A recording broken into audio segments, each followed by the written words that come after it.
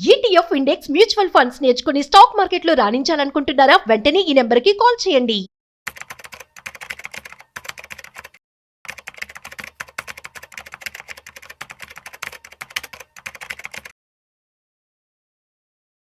Hello అండి మాధవి గారు. నమస్తే అండి. యా అండి. సో రీసెంట్ గా I have seen one movie అన్నమాట. అంటే అందరి డ్రీమ్ యాక్చువల్లీ ఏముంటుంది అంటే ఒక డ్రీమ్ హౌస్ తీసుకోవాలి అని ఉంటుంది. సో రీసెంట్లీ నేను నెట్ఫ్లిక్స్ లో ఒక మూవీ చూసాను, వన్ ఫ్యామిలీ 3 BHK అని. So they struggle their whole life to buy one house అన్నమాట. చిన్నప్పటి నుంచి వాళ్ళు ప్లాన్ చేస్తారు, బట్ డిఫరెంట్ అబ్స్టకల్స్ వచ్చి వాళ్ళకి ఆ హోమ్ అనేది వాళ్ళు ముసలి వాళ్ళు అయినాక తీసుకోవడం జరుగుతుంది. సో ఇలాంటి వాటికి భయపడి చాలా మంది ఏం చేస్తున్నారు అని అంటే, మనకి మనం జాబ్ చేస్తున్నాం కాబట్టి వీ కెన్ పే అని చెప్పేసి లోన్స్ తీసుకుని, హోమ్ లోన్స్ తీసుకుని మనకి కొనుక్కుంటున్నారు. బట్ కొనుక్కున్నప్పుడు చాలా హ్యాపీగా కొనుక్కుంటారు. దాని తర్వాత వాళ్ళు ఆ సర్కమ్స్టాన్సెస్ అనేవి ఫేస్ చేసేటప్పుడు వాళ్ళు ఎలా ఫీల్ అవుతున్నారు అంటే, అదే really happy with that decision అని అంటారు. సో నా దగ్గరకి అయితే ఒక 2-3 క్లయింట్స్ అయితే ఇలానే వచ్చారండి. ఫస్ట్ వాళ్ళు మీరు అన్నట్టుగా చాలా లైక్ డ్రీమ్ హోమ్ ఎప్పటి నుంచో వాళ్ళు కొనుక్కోవాలి. ఇది నాట్ ఓన్లీ వాళ్ళ డ్రీమ్ లాగా ఉండదండి, అందరూ ప్రెషర్ పెడితే వచ్చిన డ్రీమ్ లా ఉంటది. అందరూ మీరు ఇల్లు ఎప్పుడు కొనుక్కుంటున్నారు, ఇప్పటికే మీరు స్టార్ట్ చేసి మీరు కెరియర్ స్టార్ట్ చేసి 10 years అయింది, సో ఇంకా ఎందుకు కొనుక్కోవట్లేదు, మీరు సిటీలో ఉండి ఎన్ని ఇయర్స్ అయింది ఇంకా కొనుక్కోవట్లేదు. ఇలా ఫ్యామిలీ నుంచి ప్రెషర్ ఎక్కువ ఉంటది, ఫ్యామిలీ నుంచి సోషల్. అంటే మీరు ఫ్యామిలీలో వెళ్తే ఒక్కొక్కరు జర్నీ ఒక్కొక్కలా ఉంటుంది కదండి, but we should not compare. కానీ అక్కడ కంపారిజన్స్ వస్తాయి.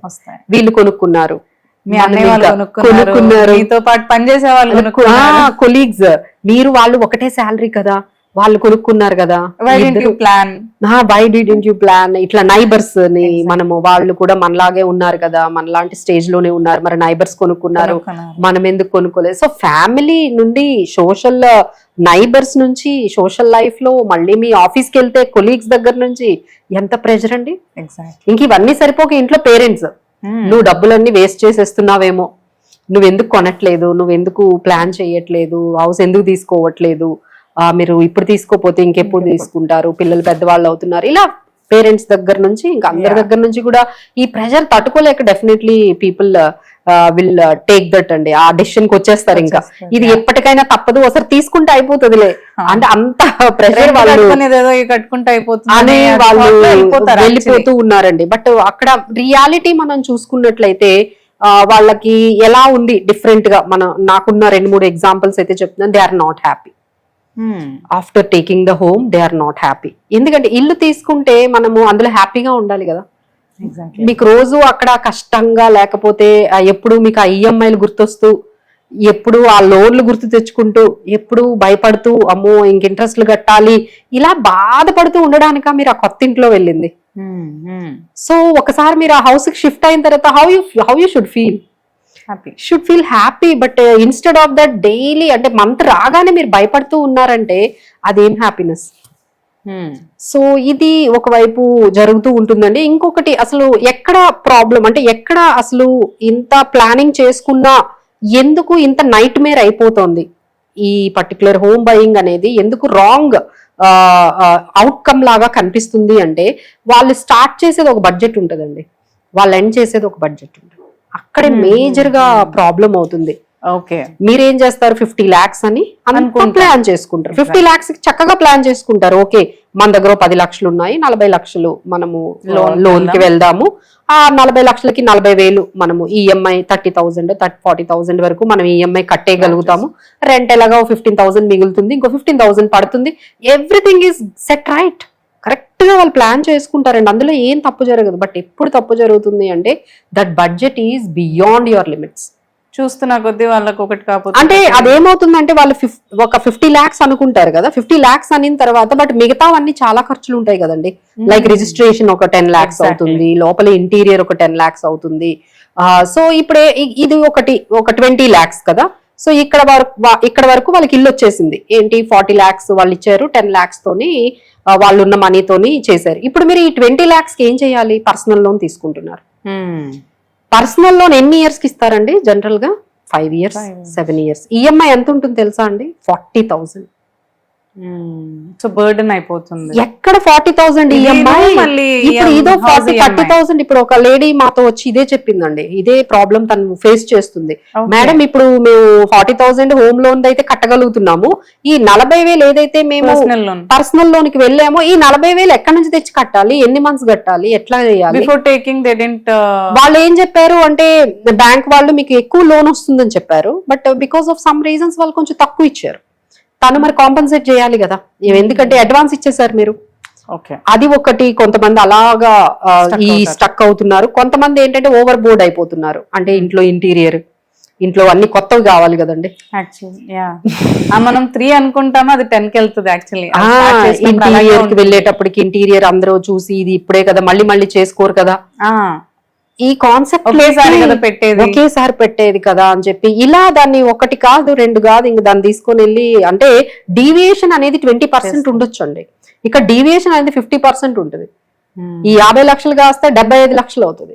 ఎట్లా మరి దాన్ని ఎలా చేస్తారు? ఒకవైపు గోల్డ్ లోన్ పెడతారు, మరి దానికి కట్టాలి కదా ఇంట్రెస్ట్, దాని మీద మీరు ఇంట్రెస్ట్లు కట్టాలి, ఆ గోల్డ్ లోన్ అయిపోతుంది, మళ్ళీ పర్సనల్ లోన్ ఉంటుంది. ఈ ఇన్ని ఈఎంఐస్ ఎలా కడతారండి? ఇప్పుడు ఆ శాలరీ అయితే సడన్ గా 100% పెరుగుతుందా?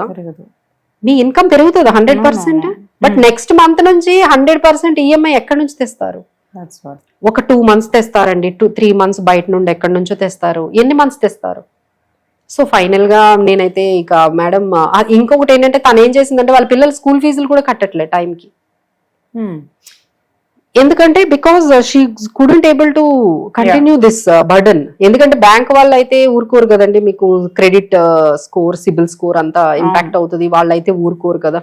సో భయం ఎక్కువగా ఉంటుంది కాబట్టి ఇక స్కూల్లో ఫీజులు కట్టకుండా అక్కడ ఇలా తను డ్రాగ్ చేసుకుంటూ ఉంటుంది. సో ఎంత టెన్షన్ గా ఉంటుందండి ఆ పిల్లలకి గానీ ఆ ఫ్యామిలీకి గానీ. అసలు కొత్త ఇల్లు కొనుక్కొని ఏం హ్యాపీగా ఉన్నారు చెప్పండి. So this is the problem every one is facing because of this planning stick అయి ఉండరు, ప్లానింగ్ స్టిక్ అయి ఉండరండి. సో అసలు వాళ్ళు ఒకటి ముందు హోమ్ కి అడ్వాన్స్ ఇస్తారు, ఆ తర్వాత హోమ్ లోన్ కి వెళ్తారు. అడ్వాన్స్ ఇచ్చిన తర్వాత అవి తిరిగి రావు. ఇక ఏం చేస్తారు, ఎంత హోమ్ లోన్ వస్తే మిగతాదంతా కూడా ఉన్న సేవింగ్స్ అన్ని మీరు చెప్పినట్టుగా లైఫ్ లాంగ్ క్రైసిస్ అన్నమాట. ఉన్న సేవింగ్స్ వాళ్ళ రిటైర్మెంట్ ప్లానింగ్ కానీ, లేకపోతే వాళ్ళ ఇంట్లో ఉన్న గోల్డ్ అమ్మేయడం, పిల్లలకి చదివించాల్సిన అమౌంట్ ని వాడేయడం, ఇలా అన్నమాట. అంటే మీరు ఒక్క హోమ్ కోసం ఎన్ని సాక్రిఫైజులు చేసేస్తున్నారు, ఫైనల్ గా ఏంటంటే మీకు పీస్ ఆఫ్ మైండ్ అయితే ఉండదు. సో ఇవన్నీ లేకపోతే ఇల్లు కొనుక్కోవడం అంతకన్నా హ్యాపీగా అదే అనేవాళ్ళు. తనదే అంది, మేడం మేము చక్కగా ఉండేవాళ్ళం అండి రెంటెడ్ హౌస్ లో, ఓ 10,000 ఇచ్చేసేవాళ్ళం, 12,000 ఇచ్చేసేవాళ్ళం, హ్యాపీగా ఉండేవాళ్ళము మేము. అసలు ఇక్కడికి వచ్చిన తర్వాత మాకు అసలు నిద్ర కూడా పట్టట్లేదు, ఎలా కట్టాలో అర్థం కావట్లేదు. So what we need to be done అని చెప్పేసి తను చెప్పింది. సో మేము ఇచ్చిన సజెషన్ ఏంటంటే ముందు ఆ ఇల్లు అయితే అమ్మేసి ముందు అవన్నీ కట్టి, ముందు పిల్లల ఎడ్యుకేషన్ ఇంపార్టెంట్ కదండి. రేపొద్దున మీకు స్కూల్ నుంచి పిల్లల్ని పంపించేస్తే ఎట్లా ఉంటుందండి? అది ఎక్కువ ఇల్లు ఎక్కువ. మనం ఇల్లు అనేది ఒక రెంటెడ్ ఇంట్లో ఉన్న అయిపోతుంది, పిల్లలు స్కూల్ కి వెళ్ళకపోతే అవుతుందండి.